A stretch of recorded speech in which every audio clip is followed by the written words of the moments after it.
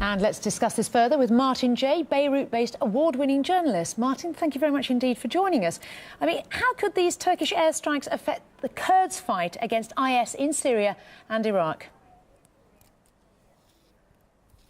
Well, I think if they're just a one-off, they probably can't. It's more of a political gambit of the Turks. But if it carries on, if we see this as a regular pattern, then you have to remember that on the ground, it's the Kurds that are doing most of the gruesome fighting against ISIS. So if you start to hit them, then obviously you take the edge off what they're able to do against the extremists. So that does have an impact further down the line. So I think Washington needs to take note of what's going on here. It's a message from Erdogan to the Americans that he's really not happy about the situation.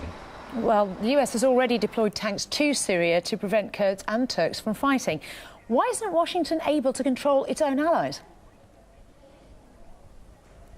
It's not that easy. I mean, the nature of the relationship between the Allies and America is not very hands-on. I mean, it's quite a loose alliance, you know, of various partners who take instructions over many days. But there isn't a sort of hour-by-hour instruction by Washington about how these forces go about what they need to do. And, you know, 800 American soldiers in Syria doesn't really go very far, and tanks, of course, are not very effective against airstrikes. So I think that's really the crux of the problem. You know, the Americans aren't really in control as we perhaps might like to think.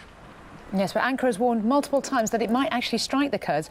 Why has nothing been done by the coalition to prevent it? Well, there is something being done, but it's happening so slowly. I mean, I think we're all beginning to wake up. All the regional players are beginning to realize that Trump doesn't really have a Middle East policy, and certainly not a coherent policy in how about he's going to actually crush the extremists in Syria and deal with all the various factions there. There is no blueprint. There's no end game, and that's really the problem. So these sort of things happen when you don't have a long-term strategy, you know. What, as you were alluding to there, the US has called on Turkey to respect Iraqi sovereignty, but nothing of its kind was said about Syria. Why do you think that is? Yeah, the Syrian sovereignty isn't an issue for Mr. Erdogan and Turkey, and that's you know, the Turks are actually they've got very complicated and rather they've got a lot of cross lines when it comes to geopolitical relations in the region. You know, on the one hand, Turkey wants to have good relations with Russia, but is completely at odds with Russia's support of Assad. And on the other hand, being a Western ally and being a NATO member, technically speaking, it should really support the Americans, but the Americans have such a strong anti-Iran agenda, which goes completely against the grain of what Turkey is trying to do in the region, which is develop better relations with Iran for trade and for energy.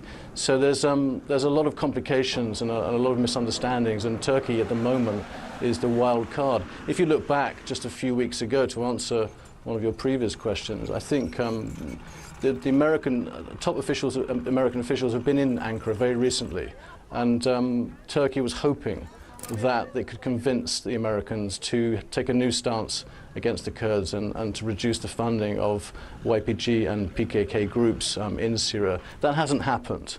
And I think what's happened is a compromise or a sort of reassurance just in the last few days from the Americans to Turkey, which is that we're going to look again at this idea of safe zones for you, which I think the US Defense Secretary Carter Ash said today or yesterday. He said something along the lines of that we will be looking at the border issue to help Turkey. So that's clearly not good enough. It's nowhere near quickly enough of what the sort of assistance that Erdogan and Turkey wants. And now, you know, you've got to remember that now Erdogan has a free rein, so to speak, in the region. He wants to up the ante, punch above his weight, and behave much more like a regional superpower like Iran and Saudi Arabia. So I think these airstrikes aren't a complete surprise. I'm afraid we're going to have to leave it there. Martin J, Beirut-based journalist, thank you very much indeed. Thank you.